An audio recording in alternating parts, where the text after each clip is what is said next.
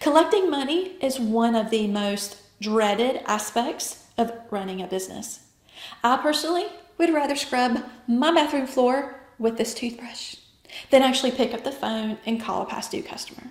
Now, I will if I need to, but it's really great to have an awesome team in place where they have superpowers that I don't. And then also we have great systems in place so that way we can stay on top of it. So if you want to take the pain out of collecting money from past due customers, here are 9 tips to help you with that. So the first one is, before you pick up the phone and actually call that customer, refresh your memory on the details of that customer's account. Look at previous conversations, previous services, their payment history, that type of thing. That way you'll be able to have a quick conversation with that customer and it'd be definitely less painful. Number 2, set a goal for the conversation. Early in the collection process, the goal is to get the customer to acknowledge that they have the service, they're happy with the service, they've received the invoice, and they have the invoice in their system, and it's going to be paid during their next check run.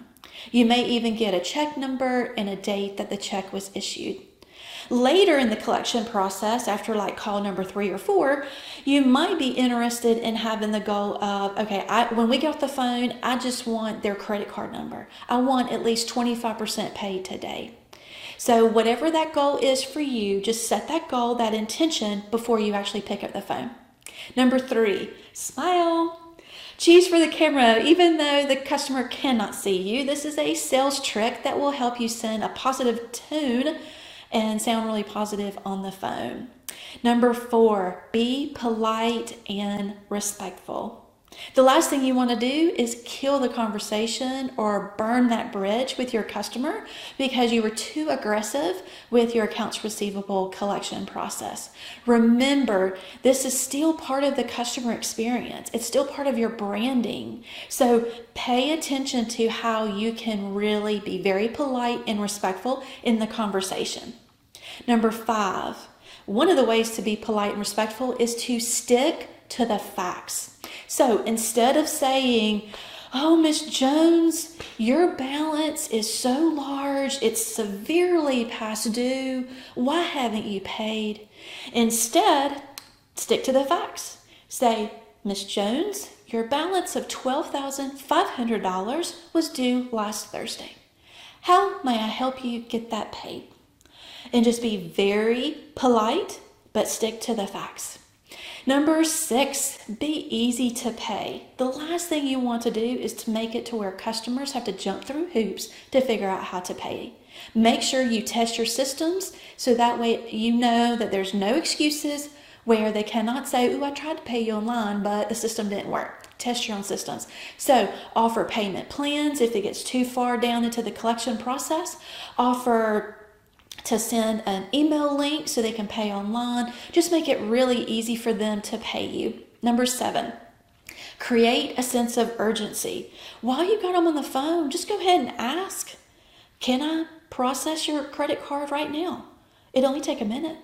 Just create that sense of urgency of this is serious and I need to get this taken care of. Number 8, document, and document some more because you never know when you're going to need to have all of those details. So it's going to help you during your next phone calls, but also if you do need to turn this customer over to a collection agency or to your lawyer, all of those details will definitely help you in your case. Number 9, always follow up the collection calls with a follow-up email. It doesn't have to be anything fancy, just simply send them a recap of what was discussed. Remember, stick to the facts. And then also what they promised. And then let them know if they have any questions to call you. If they can pay online, send a link. Make it be really easy. It doesn't matter if you've sent 5 emails already. Go ahead and send that information. Make it to where it's really easy. Click of a button where they can take care of that for you. Remember, a sale is not a sale until cash is actually collected. I need for you to repeat after me. A sale is not a sale until you actually collect the cash. So do not stop until you cross the cash finish line.